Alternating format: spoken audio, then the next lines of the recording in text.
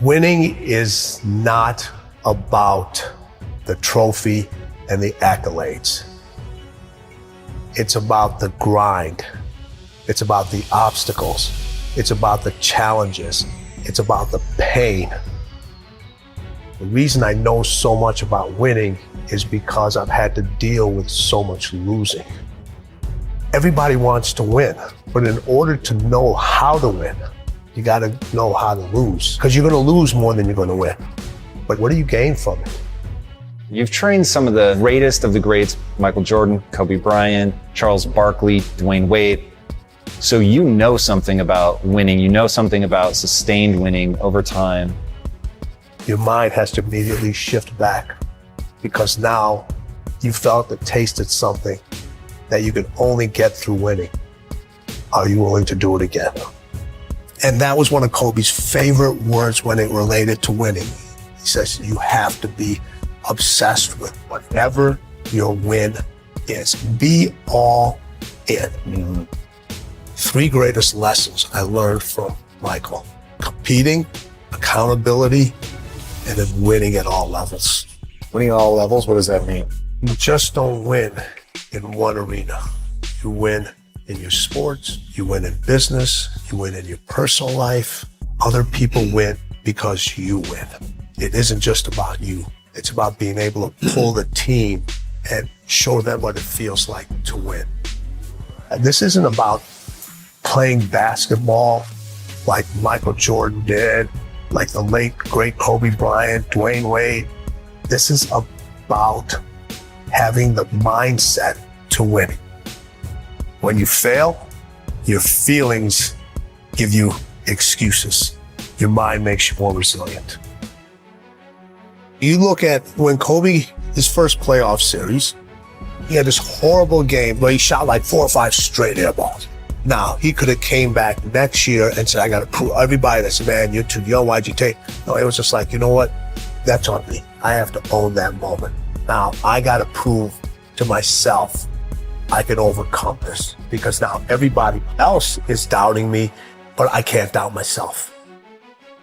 Everybody told MJ, don't go to North Carolina. You'll never play. You shouldn't be here. And Michael went out and he said, I don't need to prove to coach. I don't need to prove to Buzz. I need to prove to myself that I belong here. I always say you can have fear, but you can't have doubt.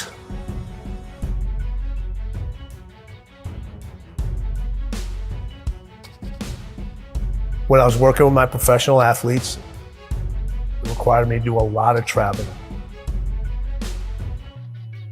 And this story gets me every time.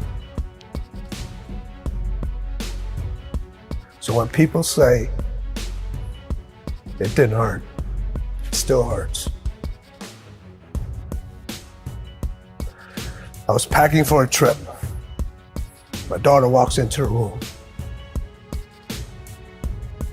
She says, Dad, why do you travel so much?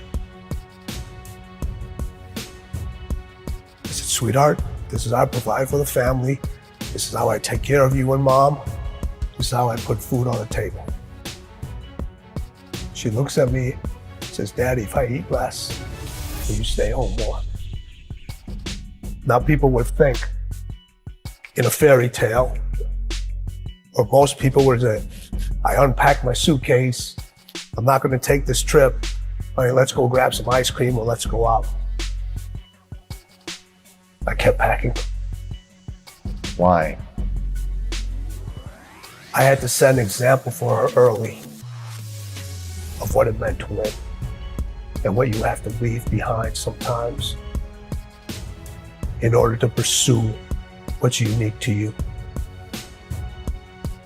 And I wanted her to understand this is who I am. And I want to set an example for you.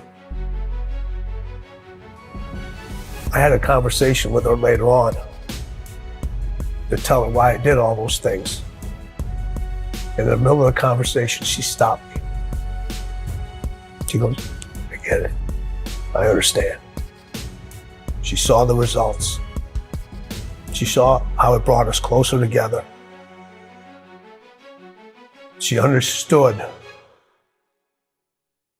my dedication to my craft and what it took to excel and what it took to be different and what it took to stand by unpopular decisions, knowing that every successful person that I've met, every successful person that I know had to make those decisions over and over again. There are things that are going to have to take a backseat. You're going to have to leave a lot of things behind.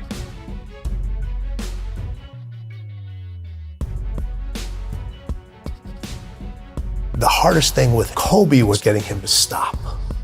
Yeah, okay, take a break, rest, Yes, take the day off. that was the most challenging thing with him, because over all the years that he had his success, it was about go, go, go.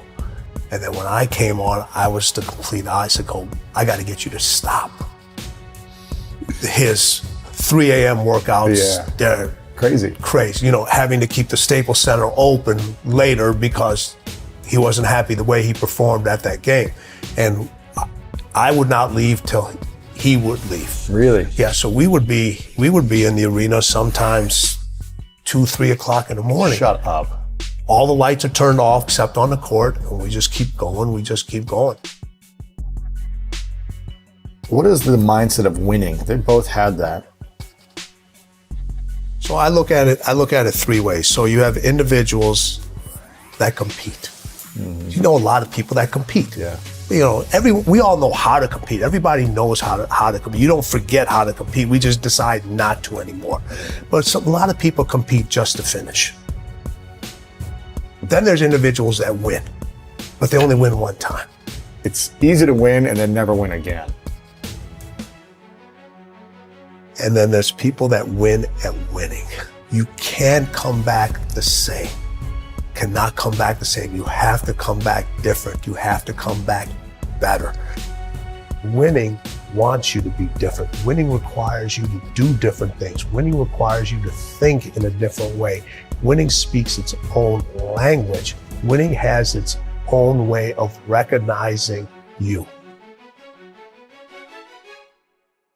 Winning wants you to write your own story. Stop looking for steps. Those steps are infinite. Find your own path to winning. Because as the late, great Kobe Bryant said, winning is everything.